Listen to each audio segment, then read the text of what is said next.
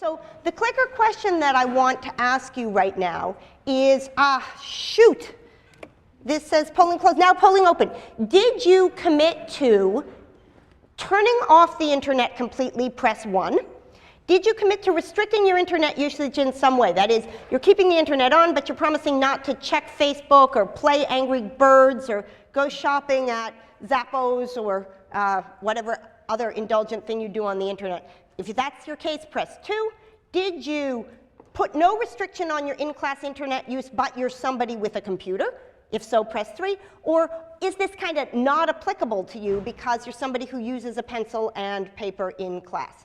Okay, now it's supposed to be the case that the timer is counting itself down, but no, I've got to give you prattle for 28 seconds. So here we go. So this is a case, I read through the papers for my section, and my sense there, and I don't know whether it was a random sample, is that about 2/3 of the students committed to totally turning off the internet, and about 1/4 committed to some kind of restriction, and a very small percentage committed to no restriction on internet use. Okay, it should be the case in 1 second that our slide, yes. Okay, so 43% of you, 43% of the students in this room made a pre-commitment in the form of a promise. It became a pre-commitment because you wrote it down, just thinking it didn't make a pre-commitment, but you took an action at a time when you felt yourself to be cool and calm and reasonable, and made a decision at that moment that you took to be binding upon yourself in the future. And an additional 16% of you didn't draw a bright line at the turning off internet completely, but attempted to put in place some sort of intermediate restriction. Now, my next question for you is whether you have strayed. 20 seconds. 1, not even an itty-bitty bit, not once. 2, just once or twice. 3, well, a few times, but I'm trying. Or 4, yep, I've been playing Sparkle HD Lite on my iPad all class long. And let's see how the numbers came out. Okay, so we should get, that didn't show up automatically. Aha, so 56% of you, excellent, 56% of you have not strayed at all. But notice that half of you have found yourselves unable to carry through with a commitment that you made and that you provided some enforcement for, in the sense that you internalized in your conscience the idea that you had made a commitment. It turns out that for many people, simply making a commitment in their mind is insufficient for them to stay in the not even an itty-bitty bit category. For those people who end up here or even here, it turns out that putting some sort of external constraints in place are useful. So the New York Times had a piece last week about something called phone condoms, whose slogan is zip it, lock it, keep it in your pocket. And the idea is that you take your cell phone and you put it in this little Ziploc bag, and while you're driving, you are unable to gain access to it. One of the students in this class, and you'll have access to this on the slide, emailed me a link to a computer program which is basically a computer condom, a zip it, lock it, keep it in your pocket for internet access. It turns off access to the internet for a given period of time. But for those of you who feel like you want some sort of external reinforcement, but you're not prepared to make use of the internet lockup, I thought I'd provide something which would help you stick to your commitment by making use of 2 things that we learned about last week. One is that when there are eyes in front of you, you feel the gaze of the world upon you. And the other is that when there's a kind of social reinforcement by peers, it's easier to stick with a plan. So, not only because they are left over from my older son's bar mitzvah, I have for you smiley face stickers, which the TFs will hand out. And if you would like, you are free to put a red or orange sticker on the corner of your computer if you're committed to no internet during class. It will be there to remind you and to show your peers.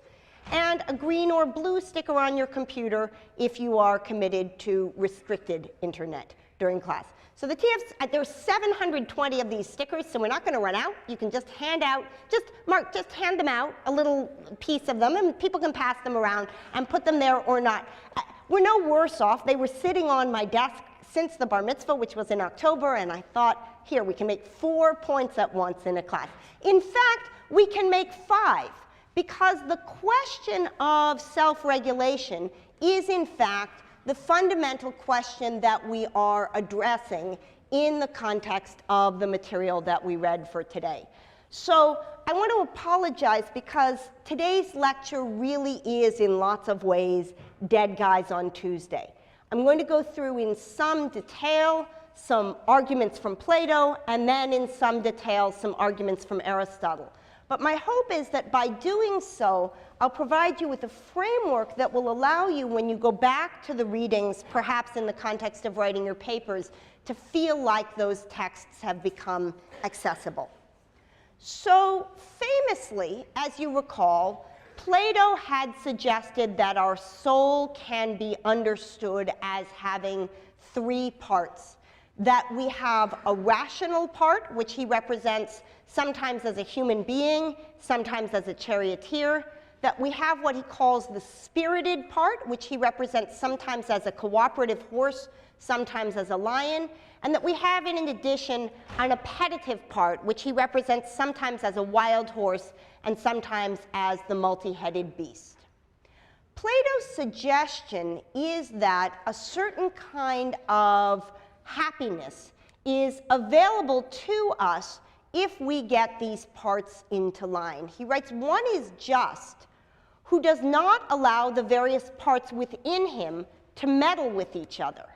He regulates well what is his own and rules himself, puts himself in order, and harmonizes the 3 parts of himself like 3 limiting notes on a musical scale, and from having been many things, from having been, as you are, pulled in 2 directions.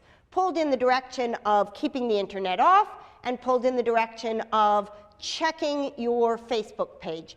Pulled in the direction of going to the library and doing your homework, and pulled in the direction of hanging out in your suite and talking to your suite mate.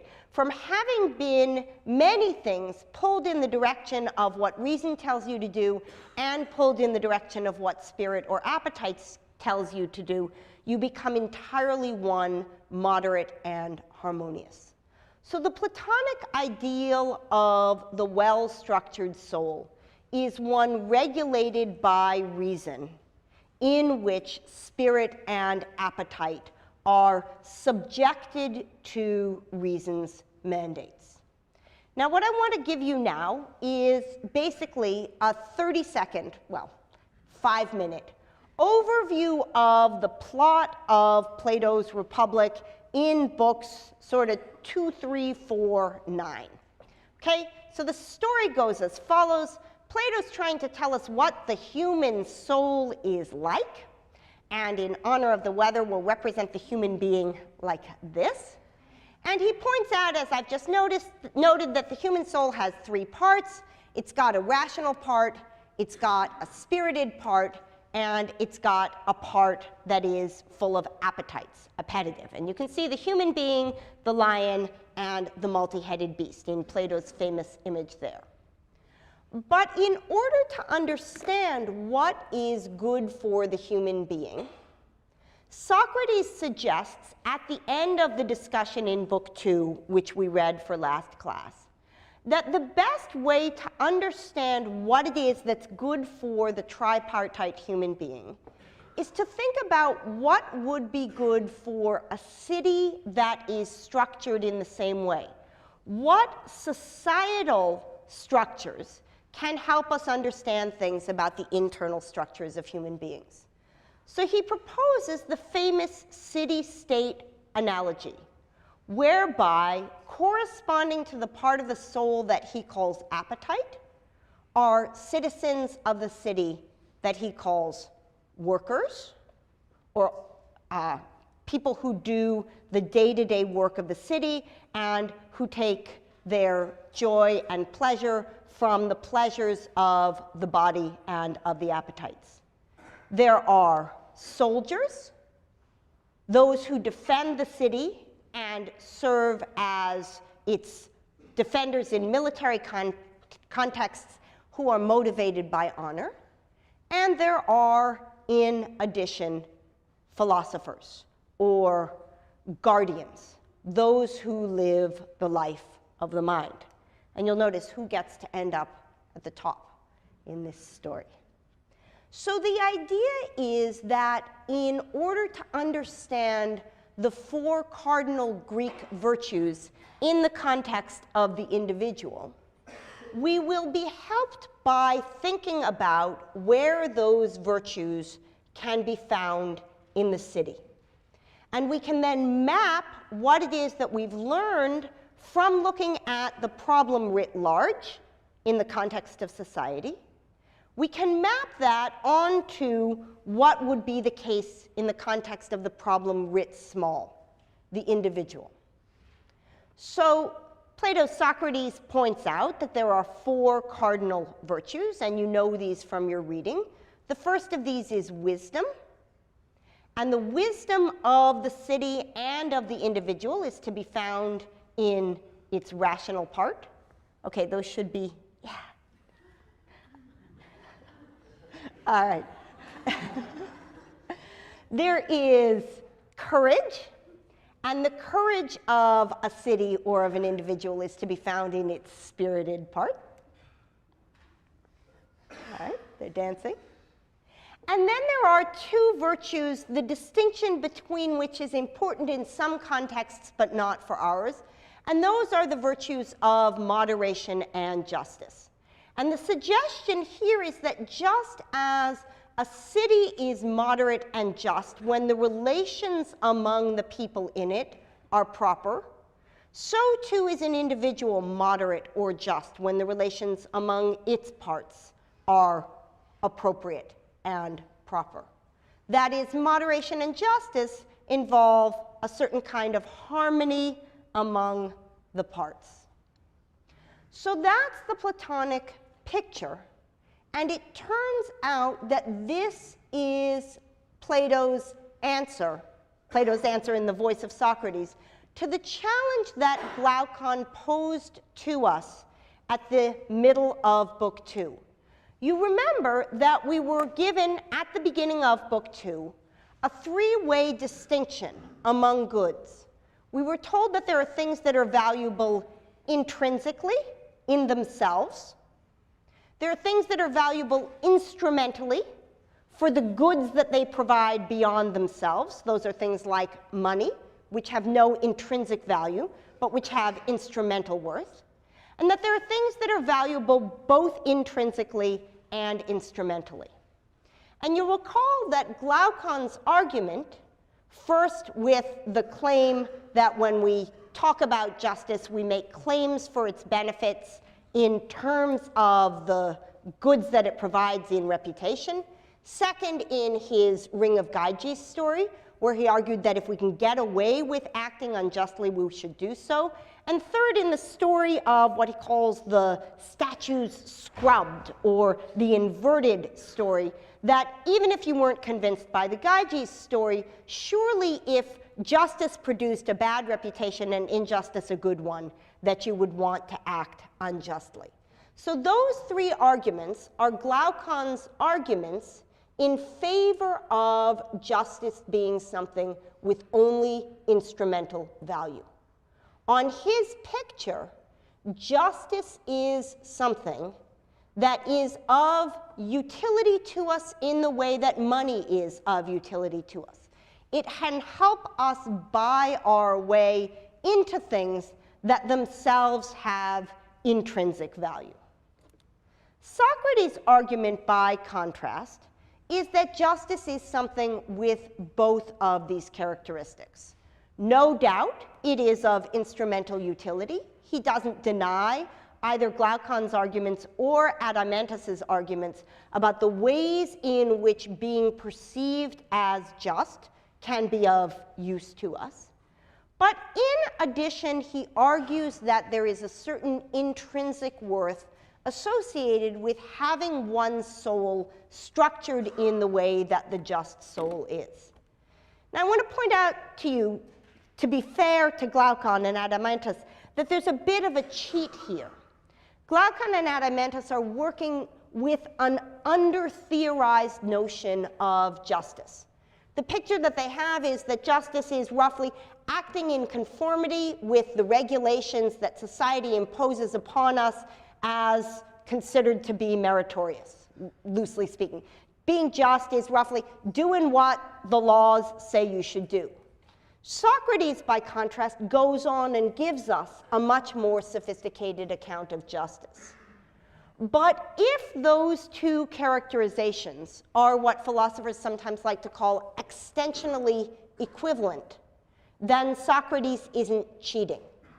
What it is to be extensionally equivalent is that you pick out the same set of actions in the world. So Socrates' claim is that it's a law that you're supposed to be honest and not murder people. But it's also the case that somebody with a soul structured in the way that he has called just will not steal and not murder people.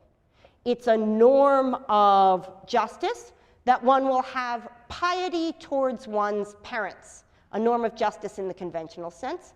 So too, says Socrates, is it a norm of justice in the sense that he's characterized, that you will have piety for one's parents, and so on.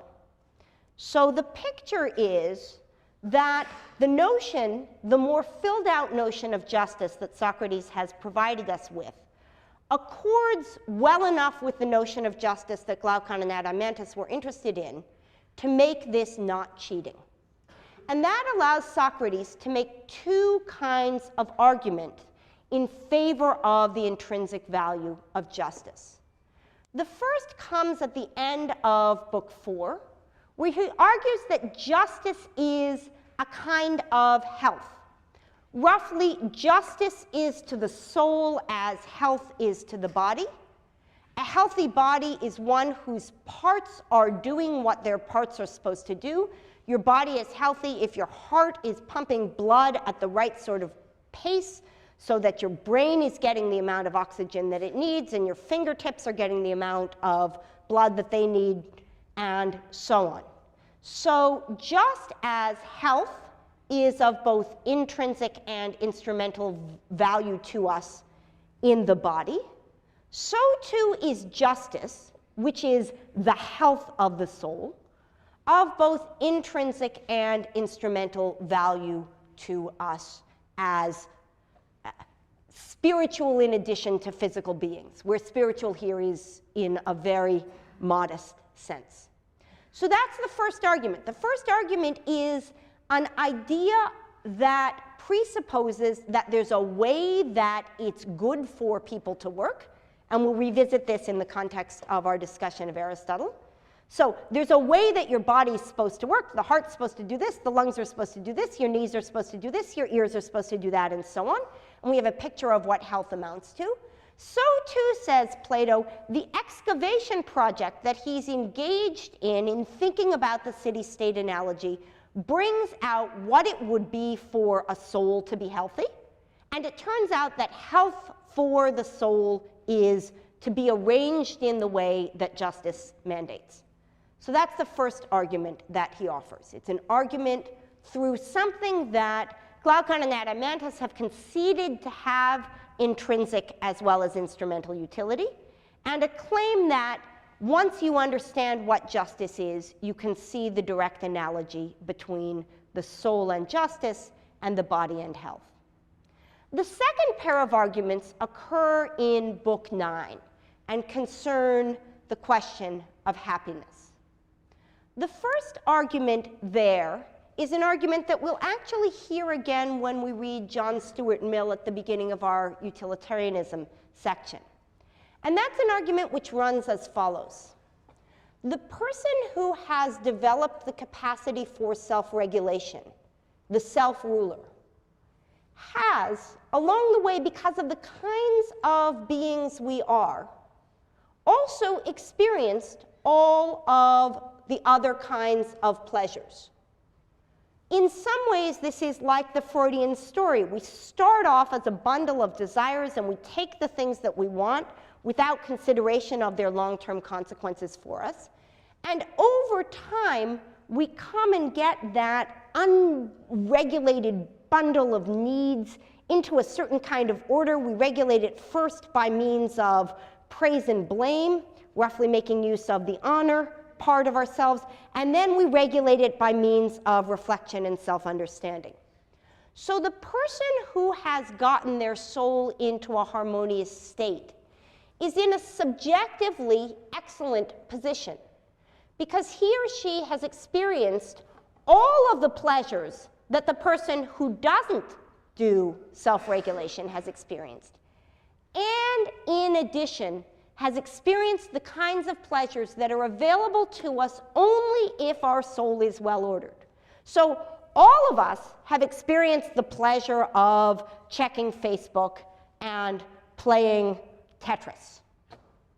But only some of us have experienced the pleasure of turning off our internet during class and leaving it off and listening to what it is that's being said by our professor.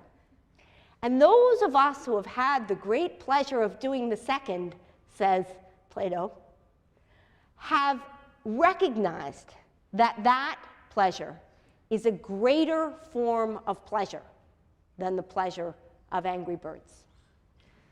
I'll leave it to those of you who have experienced both to assess that argument. So that's the first argument that he makes in Book 9. The second argument is actually a very interesting argument, and one for which full understanding would require my going through the allegory of the cave, which I'm not going to do right now.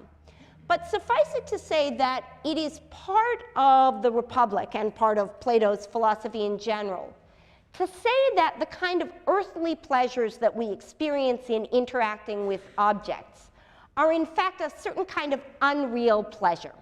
They aren't interacting with that which is most real. What is most real, says Plato, are not the approximations of circles that we encounter when we use the PowerPoint draw program to make the snowman in the slide. They are the mathematical ideals of circles.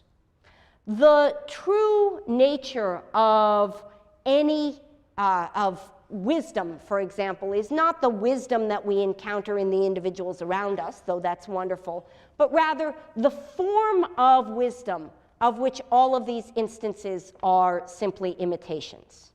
So too with every other pleasure that we have. So there's the earthly pleasures, and then there's a domain of things with which we interact which lie beyond the earthly realm. I spend a lot of time watching children's movies, being the parent of 2 of them. And among the movies that I've seen recently with my younger child is Narnia. And among the movies that I've seen recently with my older child is Inception. And we've also watched The Matrix, and we've also watched The Truman Show.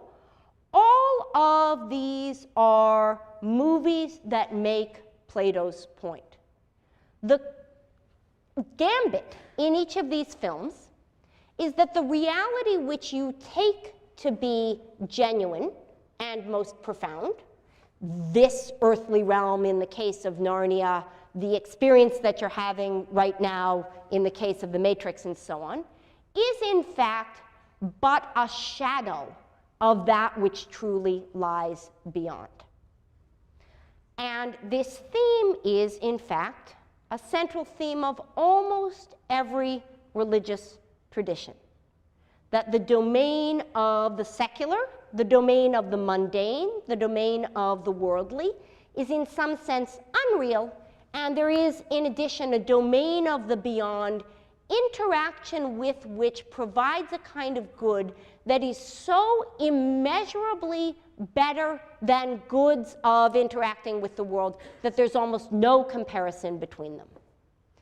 And Plato's Socrates, when he says the person with the well-regulated soul spends his or her time contemplating the forms, is making exactly the same kind of claim that, for example, a religious Christian would make in saying that in giving up the earthly goods and focusing instead on what is spiritually valuable, one gains a kind of possibility for flourishing that is incomparable to that which you can get in the earthly domain. So the second argument around happiness claims not merely that the person with the well-regulated soul has experienced all the pleasures and felt subjectively that this one is the best, but in fact that that person is correct, that the greatest form of pleasure comes from the well-regulated soul that spends its time interacting not with the mundane and earthly, but with the ideas of the beyond. Now, final quote. One of the ways of bringing home the point that Socrates has made is by means of vivid imagery. We'll find throughout in every single one of the authors that we read that they are trying to make arguments that appeal to the various parts of your soul. I just gave you a bunch of arguments that ran through reason, and now we're going to get an image that's supposed to fix in your mind the ideas for which Plato has just provided argumentation. Here's how the passage goes. You read this for your reading today. Can it profit anyone to acquire gold unjustly if by doing so he enslaves the best part of himself to the most vicious, right? So the top part of a snowman to the bottom part of a snowman. And here's the analogy. If he got the gold by enslaving his son or daughter to savage or evil men, it wouldn't profit him no matter how much gold he got. Right? If I tell you, you can have all the money in the world, all you have to do is sell your brother or sister into slavery, I assume that that trade-off wouldn't be appealing to most of you, and those of you to whom it would be, there are actually courses on peer relations over in the psychology department. It wouldn't profit him no matter how much gold he got. How then could he fail to be wretched if he pitilessly enslaves the most divine part of himself to the most polluted one? So the idea is this: when you steal, when you murder, when you act in ways that let the lower part of your soul do what the higher part of your soul tells you you shouldn't, you're exactly like the person who has these ill-gotten gains. Just as it's not a good way to make money to sell your son or daughter into slavery, so too, Socrates suggests, it's not a good way to make money to sell the higher part of your soul into slavery, to enslave it to your passions and to your appetites. Now, this idea that we can take some of the common wisdom about the nature of happiness but recognize that it captures only part of the truth is one of the things, one of the many things that's going on in the passages from Jonathan Haidt that I had you read for today. So we read 2 chapters for today. One was Required, chapter 5, which was about contemporary theories of happiness. The second, which I recommend to you, was the chapter about virtues. I want to talk about the first of those chapters, the happiness chapter. So we've just heard that Plato points out, or argues, or contends through this long book, that human flourishing comes not from material wealth and physical goods, but rather from something that it might not occur to you was the source of flourishing, reflection and wisdom. And the arguments that he makes there make use of the resources of the tradition of which he's a part.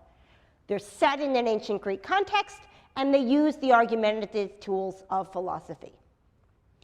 In a similar way, the discussion that Jonathan Haidt provides in chapter 5 tries to do this that is similar to Plato, colon. It tries to show that there's some truth in common pictures of what happiness amounts to, but that they haven't gotten the full story, right? And it does so in part by using the strategy which I described to you earlier. It takes what the common picture looks like, it provides a more profound analysis of it, and it shows that those pick out roughly the same class of things. And Haidt, in particular, in that chapter, presents us with two claims. The first is one that he calls the progress principle. The discovery, for which there seems to be pretty good both behavioral and neuroscientific evidence, both within the domain of American culture and cross-culturally, that most of our pleasure comes not from the achievement of a goal, though there is some pleasure that comes from that, but from the process of achieving that goal. And the second, which harkens back to the material that we read last week from Daniel Kahneman and the day before that from Jonathan Evans, that because we are more sensitive to changes in goods than to absolute levels of goods, more of something doesn't always make us happier. More of something tends to make us used to that something and desirous of the change which comes with having even more of that. The next slide's going to ask you to have your clickers, so if you can take them out, we'll turn to them. It's not an interesting slide, it just asks you to have your clickers. So this gives rise to something which is sometimes called the hedonic treadmill. The hedonic treadmill is the idea that in order to maintain the same amount of happiness, if it's based on material goods, requires us to run to stay in the same place. And the psychological principles which underlie the adaptation principle are exactly the principles that governed the cases that Kahneman was describing. That we are, as he showed in the visual system, enormously sensitive to contrasts and extremely bad at absolute judgments. And we'll come back to that principle when we read the Cass-Sunstein paper in the section in ethics. Okay, so my question, polling is open, is are you ready to move on? Press 1 if yes, I can't wait for Aristotle. Press 2 if no, you have a question about Plato or Haidt. Okay, so this is just to like re-engage you in case you zoned out, because I've been jabbering and the clickers are supposed to keep you talking. Okay, we have, oh shoot, this clock was supposed to start automatically. We already have 118 of you. Okay, so if you are somebody, can we jump this or not? No, oh, that was worse. Okay, I'm not going to touch this. So if you are somebody who was in category 2 and you have a question about Plato or Haidt that you would like to ask now, please do it before we discover how rare a being you are, or perhaps how common. All right. No questions? Question. You don't really understand extensional equivalence. Yes. Okay. So that is a philosopher's term. Let's see how rare you are, and then I'll, okay. So though you are in the 9%, I will nonetheless answer your question for you. So two characterizations are extensionally equivalent if they pick out the same set of things in the world.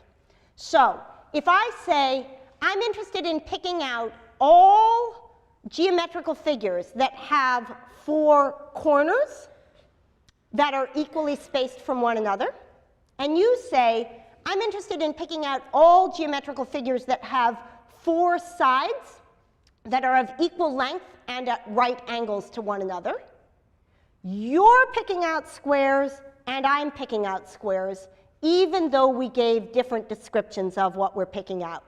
If I'm picking out all female siblings and you're picking out all sisters, we're picking out the same class of things, even though we're using different descriptions. Okay, so it's a democracy. Plato doesn't think that's the best form of government, but here we are. We're going to move on. All right, Aristotle. So at the very least, right, you're taking a philosophy class, you deserve to have this picture explained to you. Since you see it on every poster on campus, come to the writing center. I don't know why they put Plato and Aristotle on the come to the writing center, but I might as well tell you what's going on in this picture. So this picture is a famous painting by the great Renaissance painter Raphael. It's called the School of Athens. Many of the figures in the larger painting represent his friends. You can go and see this in the Vatican if you're interested. In the center of that painting, famously, are Plato, standing right here, and Aristotle, standing right here.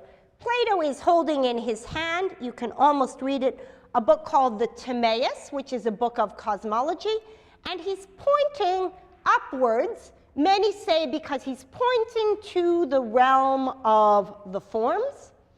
Aristotle, by contrast, is holding in his hand the Ethics, the book that we're reading, right? The Nicomachean Ethics, there it is. You have a book that's on the wall of the Vatican. That's so exciting. You have a $6 paperback copy, but still, you have in some ways, the book. And Aristotle's hand is here for one of two reasons, either because he's pointing to the earthly domain as part of his denial of the Platonic picture of forms, or because he's talking about the doctrine of the mean, about which all of you know a great deal because it's what we read for today. Okay, so next time you see this picture, at least you'll know who these two characters are, Plato and Aristotle.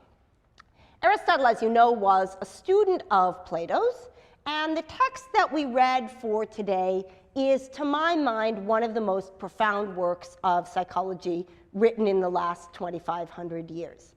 It is, however, miserably difficult to read, in part because, though Aristotle wrote dialogues, most of those dialogues were lost. And what we have here are basically Aristotle's lecture notes. You notice that in one of the pages he says, and now we'll go and look at the chart. Right? He had like some papyrus version of these PowerPoint slides. I don't know if they were animated with like people who walked back and forth. But what we have here are notes of a kind that are rather difficult to read.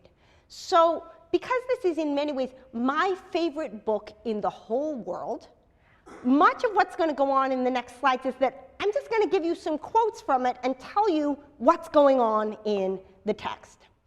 So this is Aristotle's Ethics. If Plato was 30 seconds, this is going to take 60 or so. Let me tell you what's going on. So the discussion that we read starts at the beginning of Book 1 with an argument that's sometimes called the argument in favor of the summum bonum. You don't have to write it down, which is why I didn't put it on the slide. Sometimes called the highest good, that which is pursued for its own sake. And the argument here is basically what we might call a regress argument. Aristotle, it's like the intrinsic instrumental value argument that we heard in Plato. The idea is that every good, that is everything that you seek, is pursued either for itself or for the sake of something else. And if it's pursued for the sake of something else, it must bottom out or top up, summum bonum, the highest good. It must top up in something. And so the inquiry that we engage in when we do what Aristotle calls political science, which is not political science like in the poli-sci department, it's political science in the sense of the study of human beings as political, that is, social animals. So the study of ourselves as socially embedded creatures is the study of what is the highest good for the human. And the highest good for the human being, says Aristotle, is both in the minds of the common man, that is both in sort of what you would read in the equivalent of the mass media in ancient Greek, and in the mind of the educated, what was called eudaimonia, or flourishing, sometimes translated as happiness. That's what everybody is going for. So that's the beginning of the passages that we read from Book 1. There's the question, what's the thing that everybody's after? And the answer is, everybody's after the same thing. They're after happiness, flourishing, eudaimonia. So the next question is this, what sort of happiness? What is it that we mean when we set out to seek happiness? And here Aristotle runs through this inventory of answers that have been provided.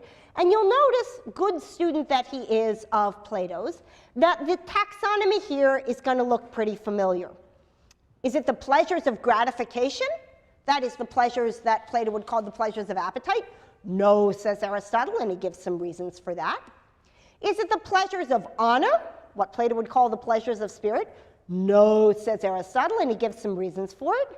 Is it then the pleasures of reflection, the things which come from reason? Yes, says Aristotle. And now he goes on to give some reasons for it, but the reasons that he gives for it look different from the reasons that Plato gave, because Aristotle rejects Plato's idea of the forms. Aristotle's not looking to a domain beyond to defend his view. He's looking to a domain within to defend his view. It's 11:17. I'm going to do one more slide, and then we'll finish up with Aristotle next lecture. So the question is, if you can't turn to the forms as your justification for reason, remember Plato had this explanation, why is reason so good? It lets you connect to a domain beyond yourselves. Aristotle can't give that answer. What then makes reason so good? Well, here's the argument. Every object in the world, he says, has a function. The function of a knife is to cut well. The function of a paperweight is to hold down papers. The function of a laser pointer is to direct attention towards a slide, and so on. And a good one of those things is one which does its function well.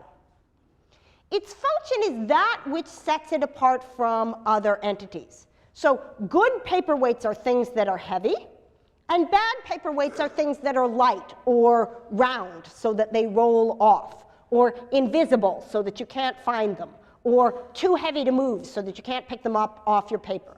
So when something has a function, a good version of that thing has manifest in itself that which allows that object to perform its function especially well. Well, what's the function of human beings? Well, to answer that question, we have to answer the question, what is special about human beings? What distinguishes us from plants, which take in nutrition, and from animals, which are capable of locomotion and feeling sensation? What distinguishes us from those beings is reason.